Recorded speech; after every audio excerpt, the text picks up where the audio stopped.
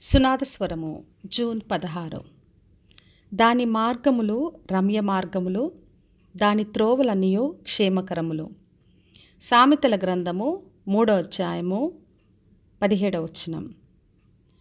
మరి దేవుని మార్గములు అనుసరించేవారు పొందే దీవెనల గురించి ప్రభు ఈ రోజున వాగ్దానం చేస్తున్నాడు. మరి దేవుని మార్గములన్నీ కూడా రమ్య మార్గములు, దాని త్రోవలన్నీ కూడా క్షేమకరములు.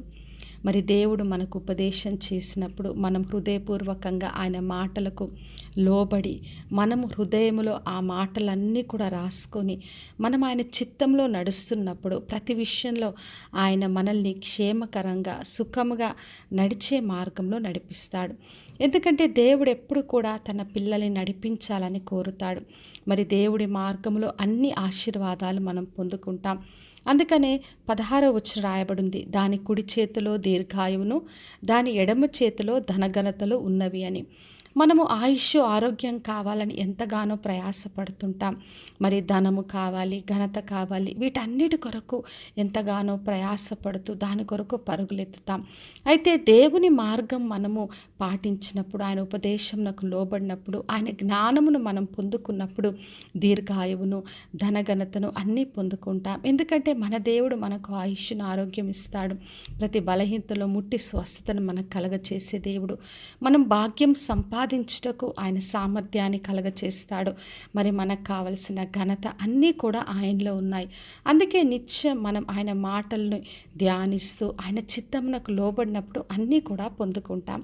యోహాను సువార్త 14వ అధ్యాయం 6వ వచనంలో యేసుప్రభు ఈ మాటలు చెప్పాడు, నేనే మార్గము సత్యము జీవమును, నా ద్వారా తప్ప ఎవడునూ తండ్రి యొద్దకు రాడు అని.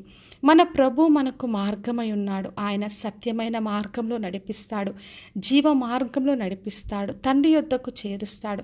కాబట్టి మనకు ప్రతి విషయంలో దేవుని మాటకు లోబడినప్పుడు యేసుక్రీస్తు ద్వారా మనకు సత్యమును జీవమును కలగచేసి తన నిత్య జీవాన్ని అనుగ్రహిస్తాడు. ఎందుకంటే ఆయన మార్గం అంతా కూడా క్షేమకరమైంది. కాబట్టి నా ప్రియ సహోదరి సహోదర, మనము దేవుని మాటలకు లోబడదాం. నిత్యం ఆయన మాటల్ని ధ్యానిస్తూ మనం దివారాత్రం ధ్యానించినప్పుడు ప్రతి విషయంలో సఫలత పొందుకుంటాం. ఎందుకంటే ఆ మార్గములన్నీ కూడా రమ్య మార్గములు, త్రోవలన్నీ క్షేమకరములు. కాబట్టి విశ్వాసంతో ఆయనను ఆశ్రయించి అన్ని ఆశీర్వాదాలు పొందుకుందాం. ప్రార్థన చేసుకుందాం. పరలోకమందున్న మా తండ్రి, మా దేవ, ఇరుచిన వాగ్దానం కొరకే వందనాలు. ప్రతి ఒక్కరిని దీవించి ఆశీర్వదించండి ప్రభువా. ప్రతి ఒక్కరం కూడా మీ వాక్యం విని తండ్రి, మీ ఉపదేశంకు లోబడి మీ మార్గంలో నడిచి అన్ని ఆశీర్వాదాలు పొందుకునే కృపను మాకు దయచేయమని యేసు నామములో అడిగి వేడుకొంచున్నాను తండ్రి, ఆమెన్. ఈ శుభవచనము వినుచున్న ప్రతి ఒక్కరి జీవితంలో నెరవేర్చబడునుగాక. నేను మీ ప్రియ సహోదరి మంజులా చరణ్.